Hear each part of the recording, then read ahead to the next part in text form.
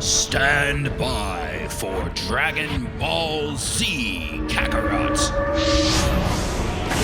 Coming next.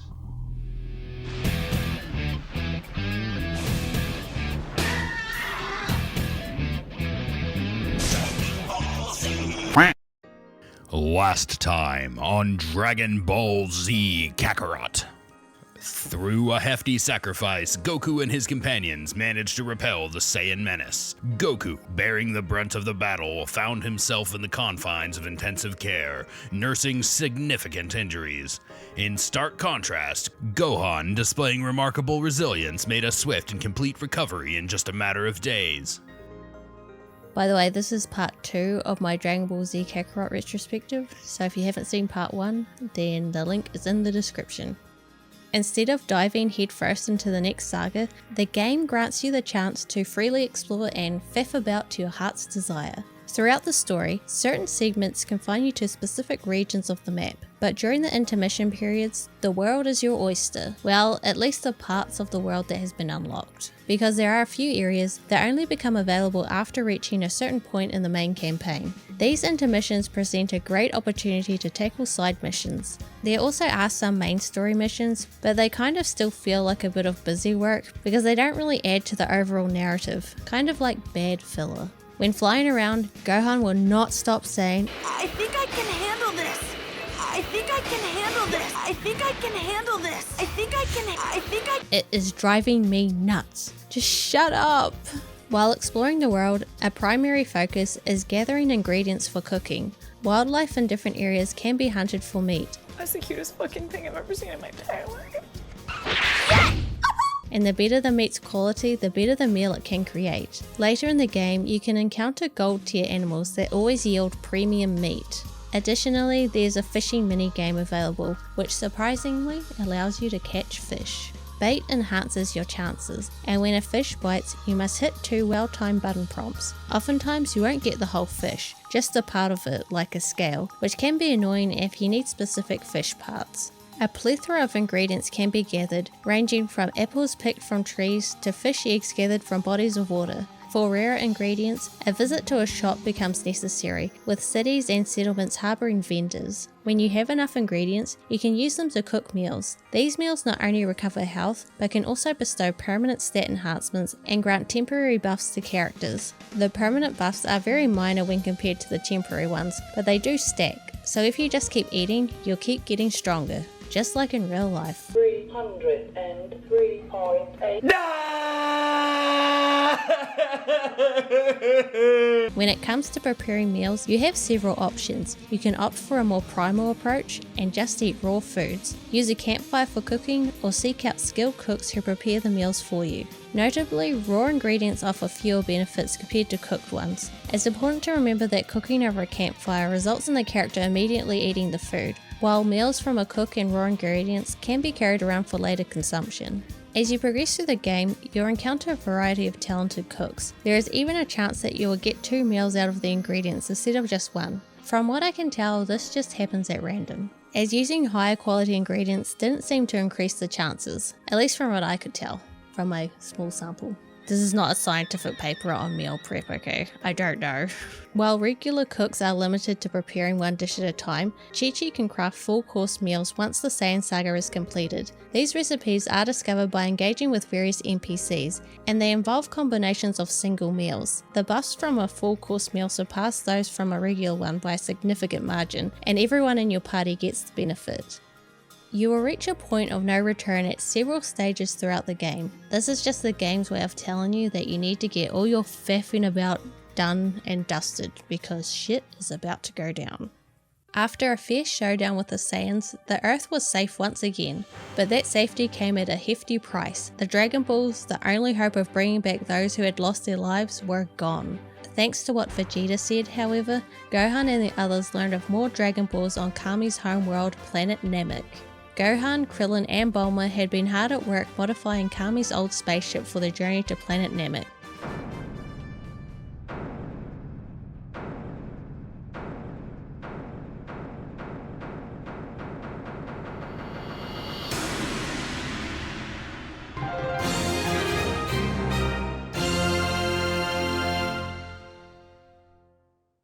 They are finally ready to set off, but not before Krillin makes fun of Gohan's haircut.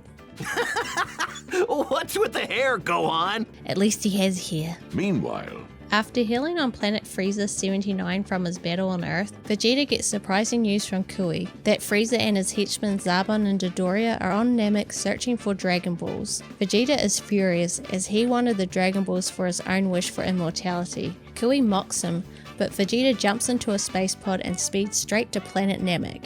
Unfortunately, on our hero's way to Namek, the trio run into some trouble and end up on a fake Namek and end up collecting fake Dragon Balls. Except they don't, because thankfully this filler is cut out. But also, unfortunately, a lot of stuff is cut out of the saga.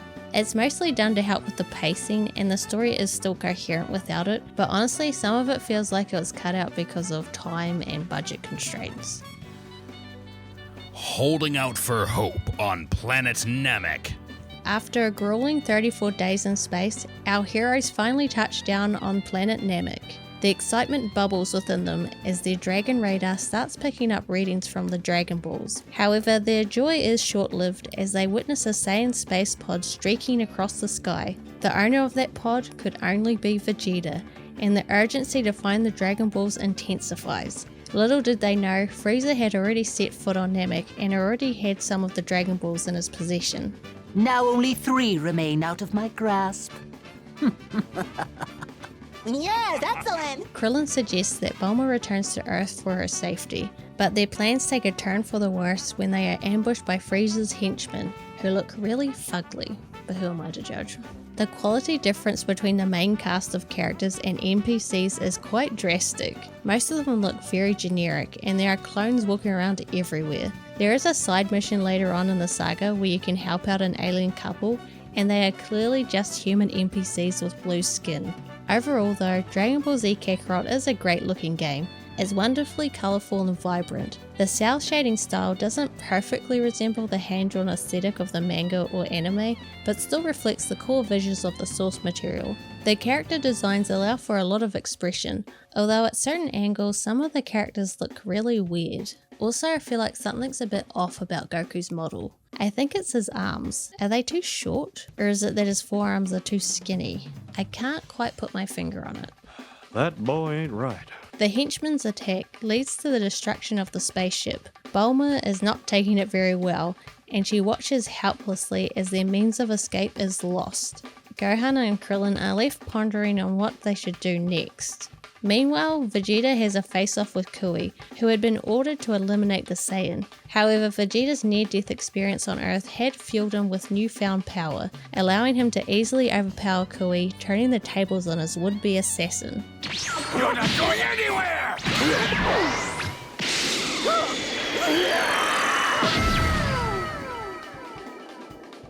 Despite Kui's demise, Frieza remains undeterred, relentlessly scouring Namek for the remaining Dragon Balls. As he continues his ruthless pursuit, Krillin and Gohan begin to grasp the grim reality that their quest to find the Dragon Balls is going to be a lot harder than they first thought. After receiving a distress signal from Bulma, Goku heads to planet Namek on the spaceship Dr. Briefs prepared for him. And what has become a reoccurring theme in the series, everyone must wait for Goku to show up. Dragon Ball Z, waiting for Goku. It's not funny, but it's true. Frieza's horrible henchmen. Meanwhile, Gohan and Krillin make their way towards what they sense is a Namekian village, and thanks to the Dragon Radar, they believe they will find one of the Dragon Balls there. During this section, you aren't actually able to fly while on the field, as any use of ki will be detected by enemy scouters. Like I mentioned before, characters are able to run crazy fast. The characters are able to run crazy fast in this game. See, I really did say that. In the smaller areas, it doesn't really work that well, but out in the open world it is far better. Because of the expanse of the fields, being able to take off at breakneck speed feels great. Turning sharply is a bit of a problem, but you very rarely need to do it. And honestly, when exploring, most of the time flying is the funner and better option. And I think the game knows it, as running is a very underused mechanic. Also, I was really disappointed that you couldn't run on the surface of water. This was one of the first things I tried to do, and I was genuinely surprised that it didn't work. I don't know why I got it in my head that you would be able to do it, because it's not like the characters do it in the anime or anything. I think it has something to do with the way the running animation looks. It just looks like you could run on water. They should add it as DLC. I'd buy it. Actually, I probably wouldn't. You can also jump, but it's pretty much useless because why jump when you can fly? Plus it feels awkward as hell. There isn't much horizontal control on the jump. It's very similar to the jump in Infinite World, although the character doesn't feel as heavy. You can perform a triple jump kind of like in Mario 64 that will make you go higher, but then again, why do that when you just fly? Do you know what I mean? There is a useful move that's kind of a jump/flying mechanic where you can boost straight up into the air from the ground. It is really useful when under the water or when you want to quickly scan the horizon, although in some areas you rise too high and end up in the clouds. When Krillin and Gohan arrive at the village, Frieza and his men are already there and commanding the locals to reveal the location of the remaining Dragon Balls. The village elder Mori destroys their scouters in a last-ditch effort to stall the villains, but he is quickly killed by Dodoria. Boom. Just as the young Namekian boy Dende is about to meet a similar fate, an enraged Gohan intervenes and takes Dodoria head-on. Sometimes during a fight, and by sometimes I mean most of the time, you'll notice enemies freeze momentarily and glow red. It might seem like they're stunned, but it's the opposite. They're charging up an attack. Unlike the key charge animation that can be interrupted, this one puts enemies in an unflinching state. After a few seconds, they'll launch their attack. When you see this, it's a signal to back off instead of pressing your attack. I really don't like the way this mechanic is implemented because it is essentially a desperation attack, but it happens way too often and just brings the gameplay to a complete halt. Sorry, it's so annoying. Knowing they are outclassed in every way, Krillin waits for an opening and escapes with Gohan and Dende in tow. Dodoria relentlessly pursues the group, but eventually loses them. Solar flare! Yeah! My eyes! I can't see! It's then that Vegeta notices Dodoria on his own and takes the opportunity to confront him. Another thing that I don't like about the fighting system is that when an opponent initiates a powerful super attack, it will override yours, so you can be in the middle of an attack and the cutscene will play and the game will take your key, but you don't get to finish your move. It's not fair. I swear the game bends its own rules a lot of the time in the AI's favour. If they wanted to make the AI more threatening, then maybe they should have just made them better at fighting and not make them cheat. With this newfound power, Vegeta dominates Frieza's henchmen. Dodoria begs for his life, stating that Frieza is the true enemy for what he did to Planet Vegeta and the Saiyans. But this only angers Vegeta, who then kills him.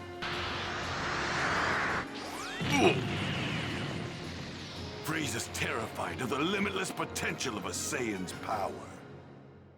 As Krillin and company return to Bulma, they learn that Goku is scheduled to arrive on the planet in 6 days. Also, the part in the anime where Goku veers off course does not happen in this game. It's skipped. Hooray! Yahoo! Sometimes I wish they would just put everything in, and then some parts I'm like, I'm glad they left that out. I'm very mixed on my feelings on cutting stuff out. I'm looking for some sort of elder. I'm here to retrieve the Dragon Ball. Yes, excellent! Battle for the Dragon Balls. Vegeta manages to get his hands on one of the Dragon Balls after attacking a Namekian village. Meanwhile, Gohan, Krillin and Bulma learn from Dende about the Grand Elder Guru, a Namekian leader that is in possession of the final Dragon Ball that is not within enemy hands. Krillin and Dende rush off to the Guru's village in hopes of reaching it before Vegeta. Vegeta decides to hide his recently acquired Dragon Ball under the water and then goes to confront Zarbon, who is now operating on his own. Remember how I said earlier where I hate it where there's fights where you win in gameplay but lose in the cutscene? Yeah, well, this is one of those fights. Even though Vegeta is a higher level than Zarbon, the game still has to act like he is weaker in order to follow the story, which is one of the side effects of having a leveling system in a game like this. It doesn't always line up with what is going on in the story. Character progression is a big part of Kakarot, and one of the main ways to improve your character is to level them up through gaining experience. Experience is rewarded from completing missions and defeating enemies, so basically like every other RPG. While playing through this game, it is pretty much impossible not to level up, and what level your character is greatly affects how well they'll do in a fight, to the point that it is annoying. You see, Dragon Ball Z Kakarot has an obsession with numbers, where a character's level can easily override any skill that a player can bring to a fight. Like, I get that obviously being a higher level should mean a more powerful character that can deal and take more damage, but there needs to be a bit of a balance. If you face an opponent that is 5 levels above you, you will do next to no damage. Even your super attacks do bugger all. So you have the choice to either escape from the fight or try to just slog through it as best you can. And sometimes these fights can really drag on if you're even slightly underleveled. It doesn't matter how well you evade or time your attacks. No, if you do not have the right number next to your level, then you are in for an absolute slog. It feels like you are very much beholden to your character's level. And that's not a good thing, okay? That's bad.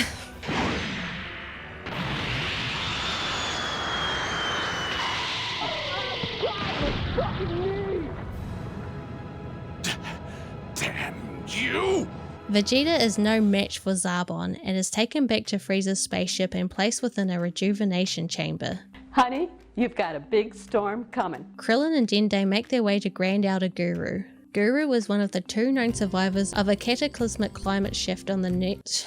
That's a fucking hard word to say. Survivors of a cataclysmic climate shift on Namek several hundred years prior to the events of the series. The other ones being Kami and King Piccolo, who were once one being prior to Kami's separation with his inner evil. As a member of the Dragon Clan, Guru can create Dragon Balls and is responsible for the creation of the Namekian Dragon Balls. And just like the Earth's Dragon Balls, if the creator of them dies, they lose their power. I said the word balls a lot there. Dragon Balls. The Guru offers the duo his Dragon Balls and releases Krillin's latent power. While Krillin is with the Guru, Bulma gives Gohan the Dragon Radar and he heads over to the village that Vegeta just ransacked. During this portion of the game, you are allowed to fly around and explore the planet Namek, but only in a very limited capacity. In order to keep characters from running into each other, the game has to force the player to stay in a very restrictive area. This is really annoying at certain points because there are vendors that sometimes you can't get to because of this restriction, and if you need to go and get some items or whatever, then you are shit out of luck because the game won't let you.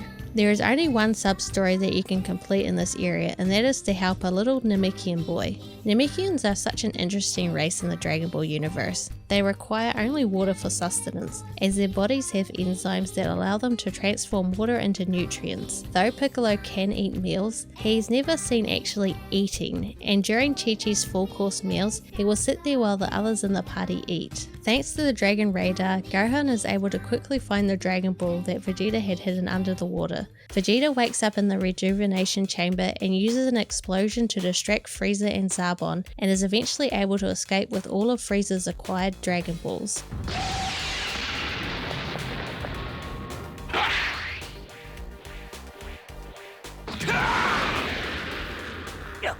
That filthy Saiyan monkey! With the Dragon Ball in hand, Krillin rushes back to Bulma, but is stopped by not only Vegeta but Zarbon as well. Vegeta engages an angry Zarbon in battle and is able to dominate him thanks to the power boost he enjoyed from his previous near-death fight. I've always really liked this aspect of the Saiyans because it's kind of how it works in real life. You train really hard and damage your muscles and then recover and come back stronger. Upon witnessing the power Vegeta wields, Krillin is forced to hand over his Dragon Ball to Vegeta, who then rushes back to where he had hidden the other ball. Along the way he spots Gohan. Luckily, Gohan is able to hide the Dragon Ball before Vegeta notices. Vegeta pays little attention to him, as the only thought on his mind is the immortality almost within his grasp. When Vegeta arrives at his hiding spot, he is shocked to find the ball is missing. He then realizes it was Gohan who stole it, and in a fit of rage chases after him. Frieza's ace up his sleeve, the Ginyu Force. In order to better prepare themselves for Goku's arrival and an inevitable confrontation with Vegeta, Krillin and Gohan rush to Guru's house to tap into Gohan's latent power. Vegeta makes his way to the Elder's house as well, and on the way he is shocked to learn the strong ki he senses belongs to the now powered up Gohan. As the Saiyan stands before the others outside the Guru's house, Dende informs them of an incredible power source approaching the planet. Vegeta looks to the sky and immediately knows it to be the Ginyu Force. He then tells Krillin and Gohan their only hope is to give him all the Dragon Balls so he can wish for immortality. Krillin refuses, but Guru's bodyguard Nell informs him that they will still have 2 wishes left after Vegeta's. Krillin reluctantly agrees and the group then begin to gather the Dragon Balls. This is crazy! Fly as fast as you can!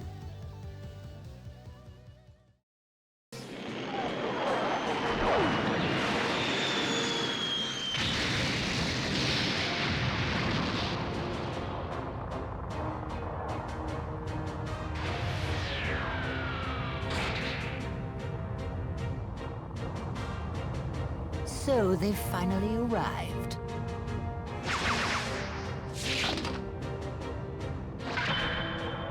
Recoup! Guys, hold on! Ginyu! Together we are the Ginyu Force! Unfortunately, the Ginyu Force arrives and are quick to make the Dragon Balls the property of Frieza once again, and the trio fight with all their might to get them back. The way the game gives out experience is very heavily slanted towards doing the main story, as side missions and just fighting enemies out in the field doesn't really yield much in the way of leveling.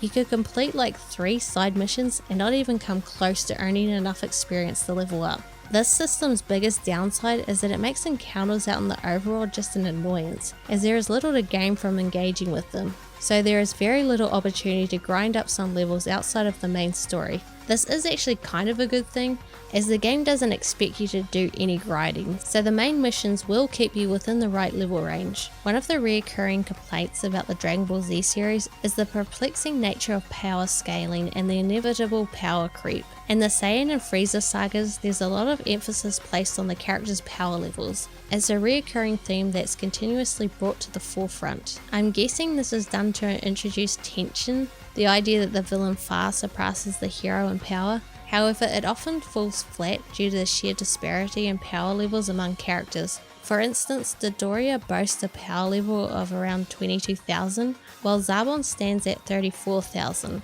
On paper that seems like a substantial difference, but it's somewhat vague in practical terms. Vegeta manages to beat both of them, but faces an uphill battle against the Ginyu Force, who are supposedly more powerful, yet what does it truly mean to be more powerful? Their numbers, despite their precision, lose clarity due to the huge and seemingly arbitrary increases. And I'm bringing this up because this is also a big problem with the way that Kakarot displays power as well. Everything is denoted by such outrageously large numbers that it becomes arduous to gauge their significance. I earned 10,000 experience? That must be pretty good, you might think. But in reality, it is quite insignificant when you need like 800,000 experience to level up.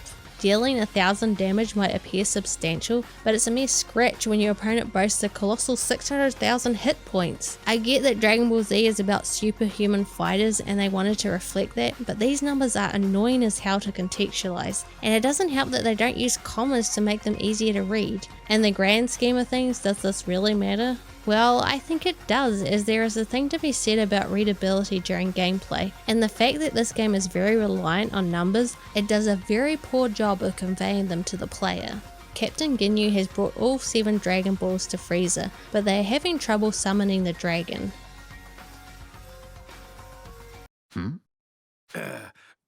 Sir?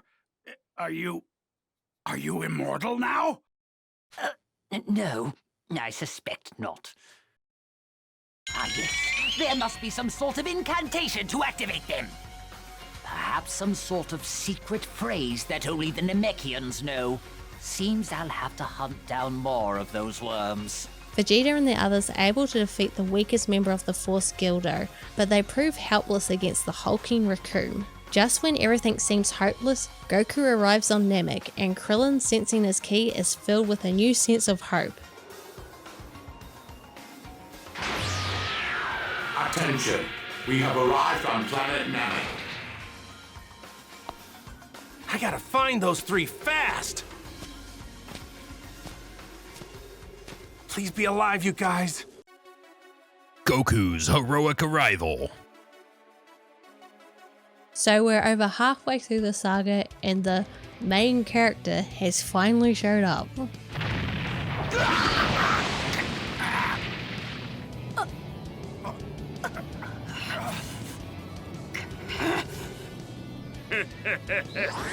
that wasn't much fun.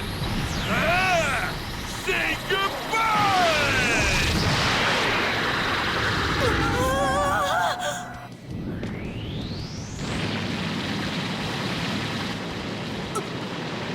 Dad!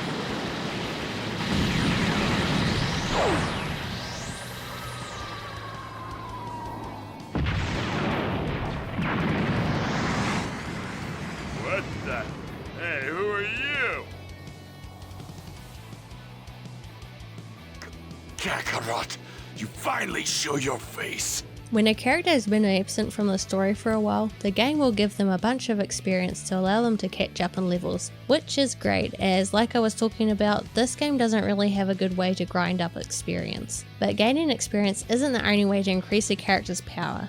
Z-orbs are collectibles that are found pretty much everywhere throughout the game. There are 6 different types of orbs that can be found in certain terrains. Red orbs are the most common and can be found in the mountains, deserts and cities. Blue orbs can be found near bodies of water, while green orbs will be in grassy areas like forests. Then there are the rainbow orbs. These aren't as common as the others, and they can be found in more random areas as their locations are not dependent on the terrain. They are hidden within caves and other structures like gay bars. You just have to keep an eye out. The final 2 types are silver and gold orbs, and these are a bit different to the others as you can only obtain these through winning fights against villainous opponents. Silver and gold orbs are by far the rarest in the game, and there is a chance to obtain a few during the story mode, but you will mostly have to go out of your way to collect them. Orbs are also obtained through winning fights, and it's probably the most efficient way to earn them.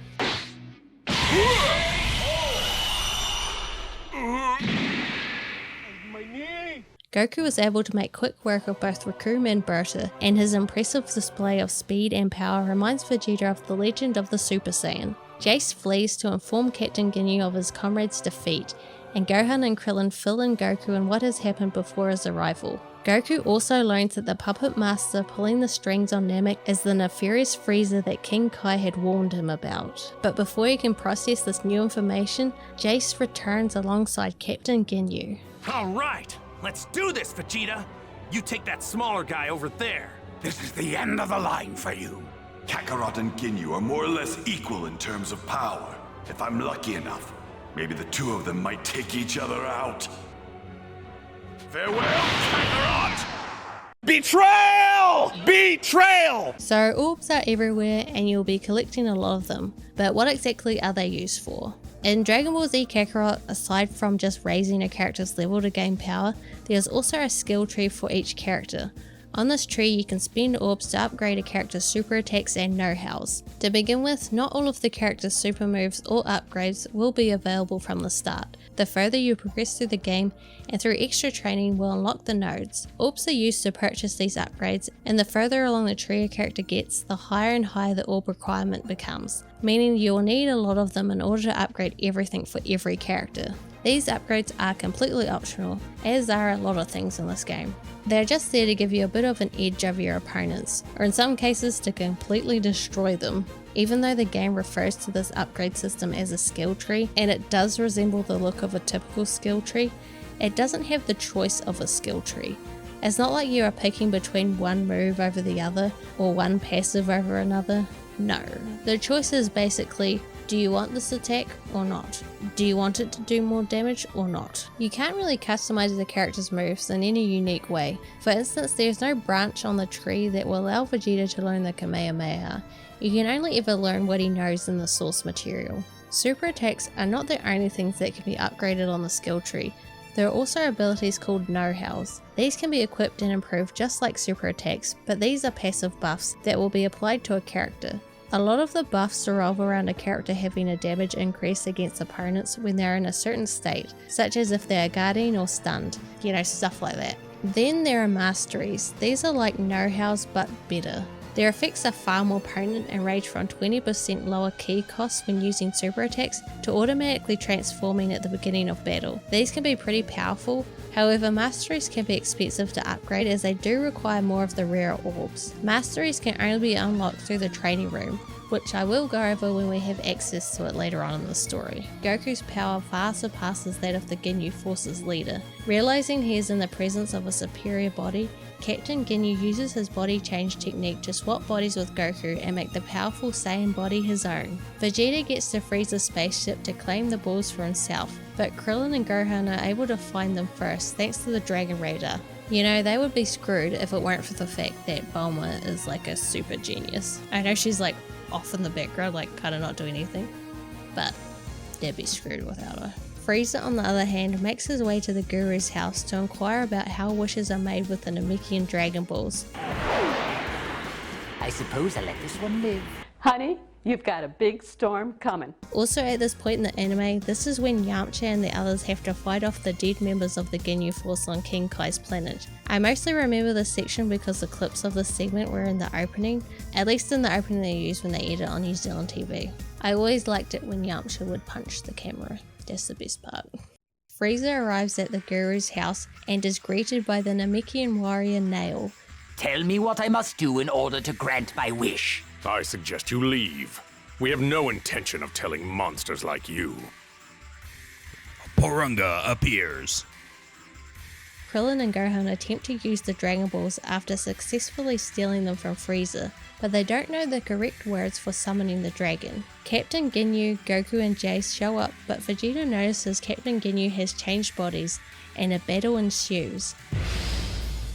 While guarding, you also have the option of performing a vanish attack. You will teleport behind your opponent and send them flying. Once again, you do not need any sort of timing to execute this move, instead it uses a lot of ki. Kakarot's battle system is a lot more reliant on good management of resources and less so on performing combos and timing inputs correctly. Yes, it does rely on those aspects a bit, but not as much as you might think. This is one of the reasons why I'd say that the battles play out more like an action RPG than that of a fighting game. This took me a bit to realise, mostly due to the way the battles present themselves. Now, some of this is my own fault, because when I looked at the game I was like, oh, that looks like a Tenkaichi game. It must play like a Tenkaichi game, but it does not. Die! He's gonna do it!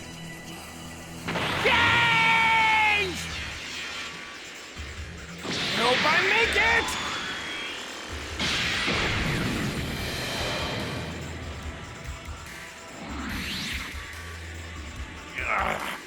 Damn it! This time I'm taking Vegeta's body! Perfect! Change!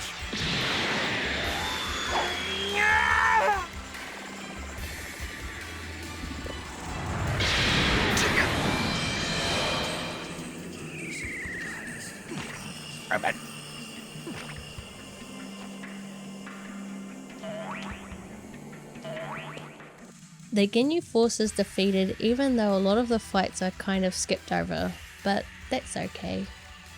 Goku is able to regain his body, but at a great cost. The heavy damage he has sustained in fight requires a stint in a rejuvenation chamber. I love Goku's expression here. Nail manages to hold off Frieza long enough for Dende to find Gohan and Krillin and help them use the Dragon Balls. As Vegeta rests, Gohan and Krillin secretly meet Dende and summon Porunga. They're glowing! And the sky! It's getting dark! Just like the Dragon Balls on Earth!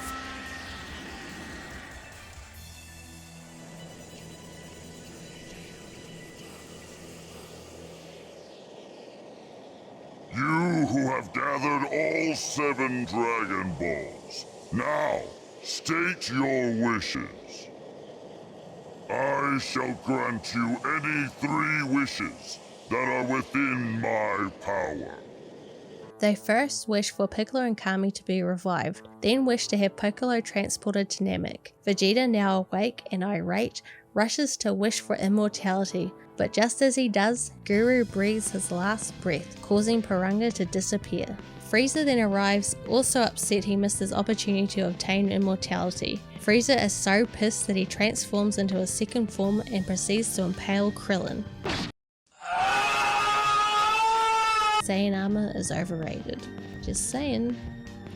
While Gohan and Vegeta try to hold off Frieza, Piccolo has been teleported to Namek. On his way to the fight, he finds the dying Nail. Nail asks Piccolo to fuse with him in order to increase his chances against Frieza, and at the same time save his life. Piccolo eventually agrees, and after they fuse, Piccolo's power level increases dramatically. What's wrong, Vegeta? Are you not going to save him?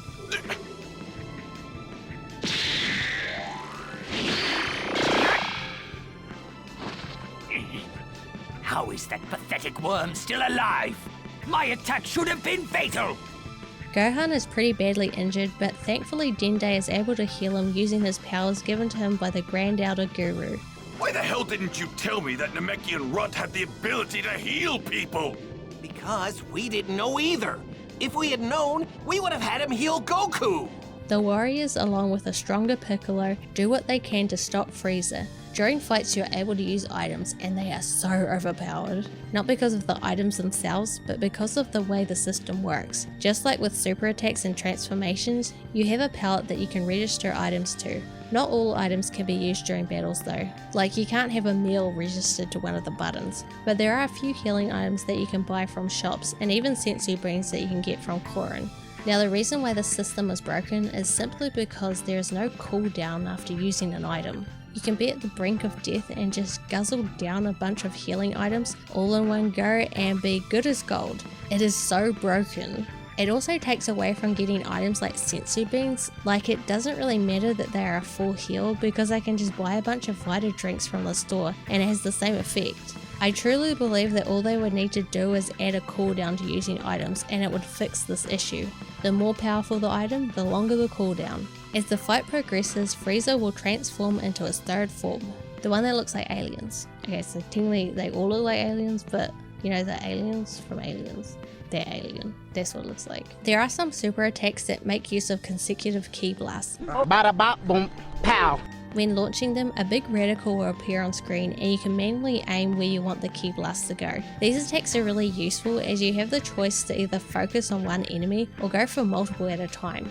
Vegeta comes up with a plan for Krillin to beat him up so Dende can heal him, as we have learned that when a Saiyan is brought back from the brink of death, they become stronger. Setup, payoff. Well, we'll see, it's not much of a payoff, but even with Piccolo's newfound strength, the efforts prove futile. To make matters even worse, Frieza decides to reveal his final form. Don't mess with me because I am short. I will bite your knees off. Dende finally agrees to heal Vegeta, gaining even more power. Vegeta is now convinced that he is the one that Frieza fears the most, the legendary Super Saiyan. Honey, you've got a big storm coming.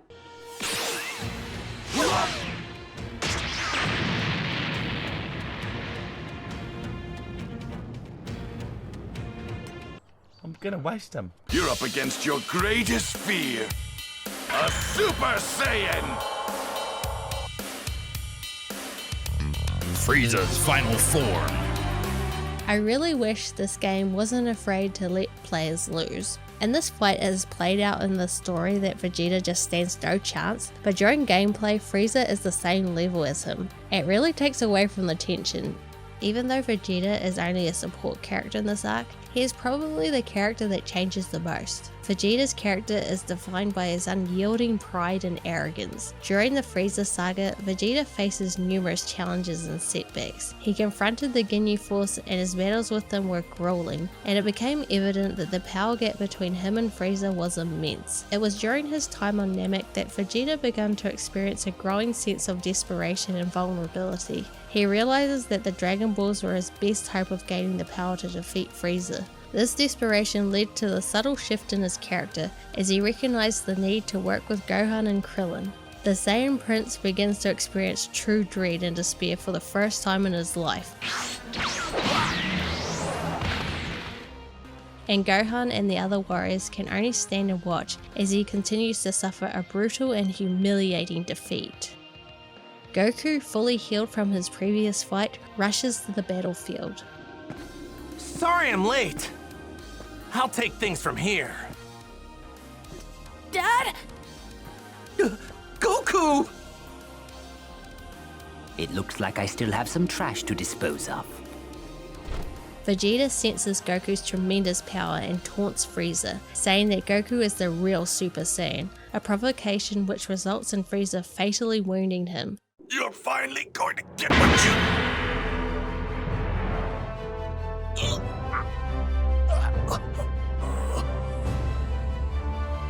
Did I not make myself clear before? I've grown tired of your pathetic jokes. Stop! Don't you see he can't fight back anymore? He's done. Just let him go.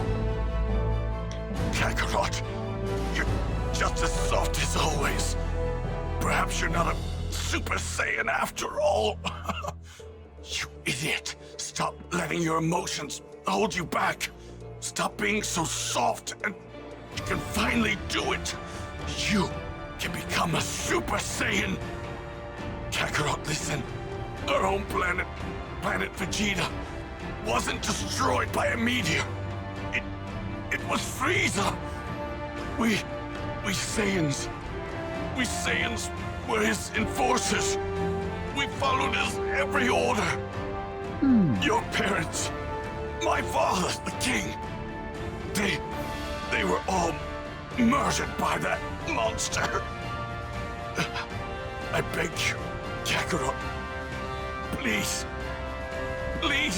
defeat Frieza. Please, I beg of you. He must die by Saiyan hands.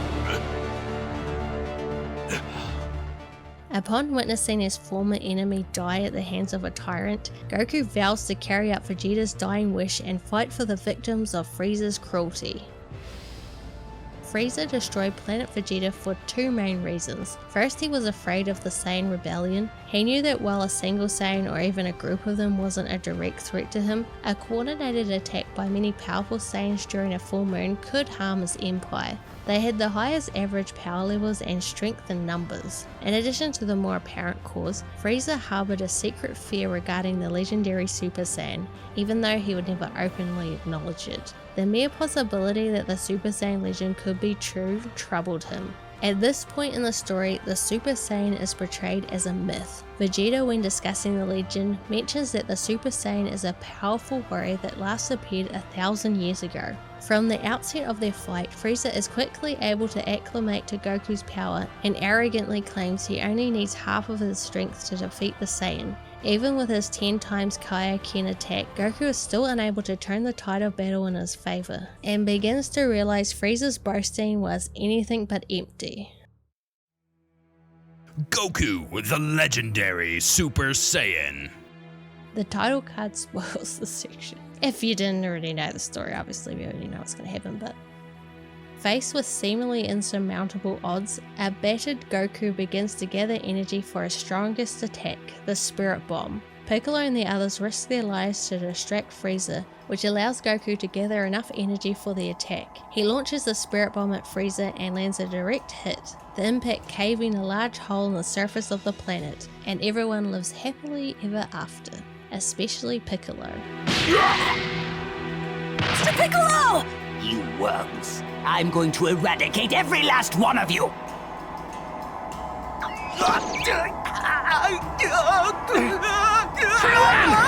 No! Let him go, Frieza! Goku!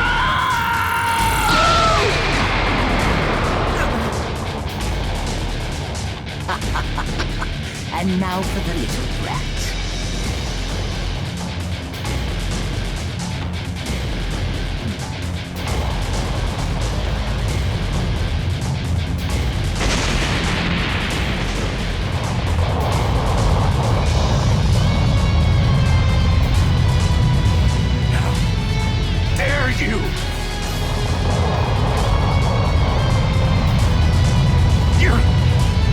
You're gonna pay for that!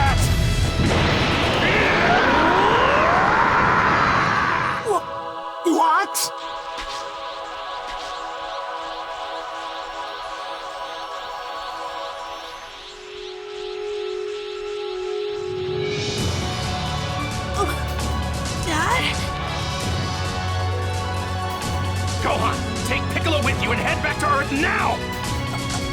Hurry, Gohan! Before I lose what little sense of reason I have left! Okay!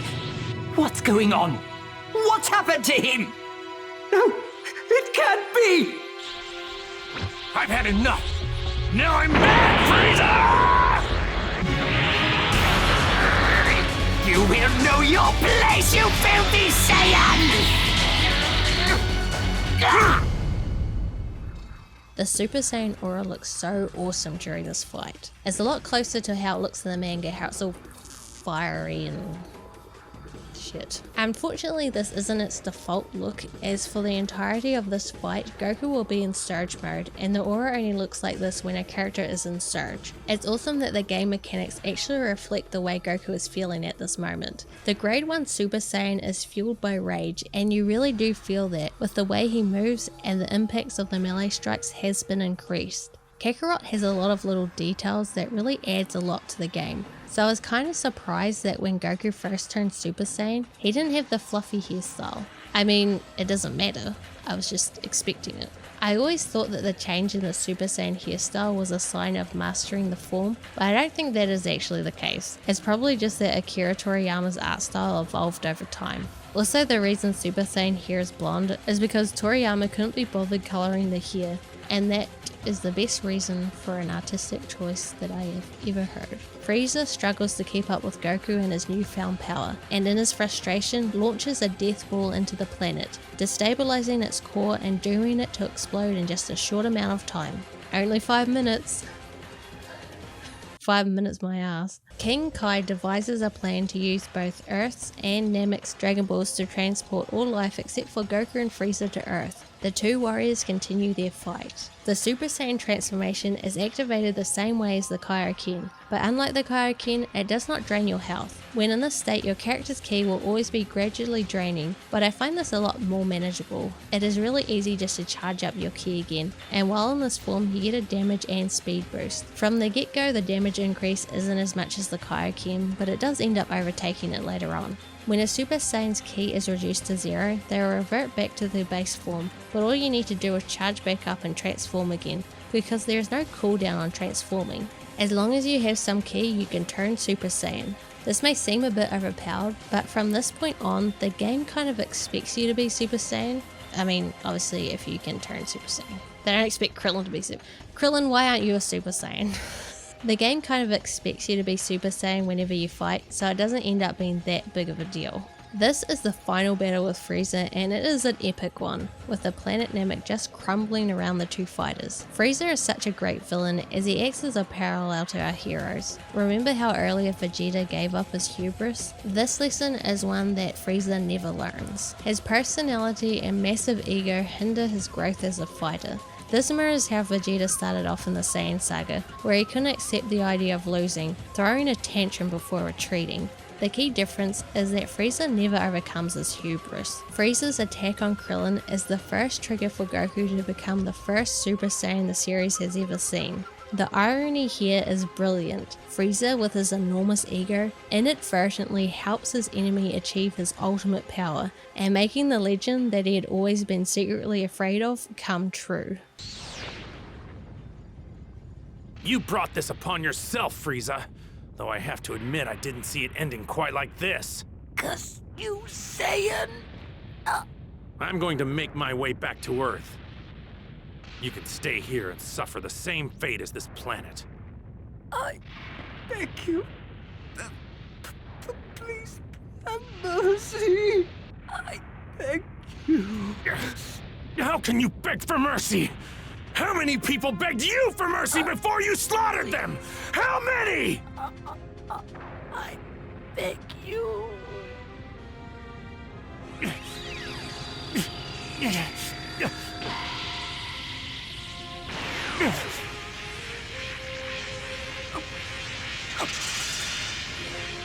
I've given you just a little bit of my energy. That's all you get. You're on your own.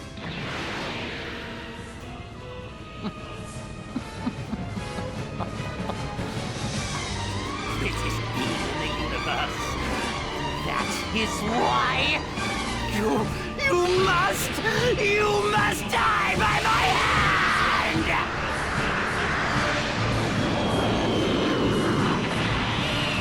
You fool! What?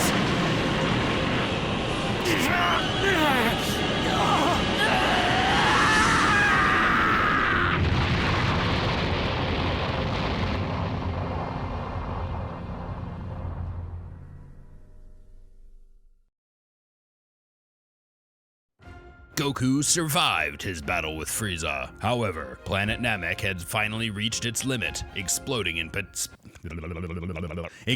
in spectacular fashion and leaving Goku nowhere to be found. Back on Earth, Vegeta and the Namekians took refuge with Bulma. Shortly after, Grand Elder Guru passed away, leaving Muri as the new Elder. In 130 Earth days, the Namekian Dragon Balls would be ready.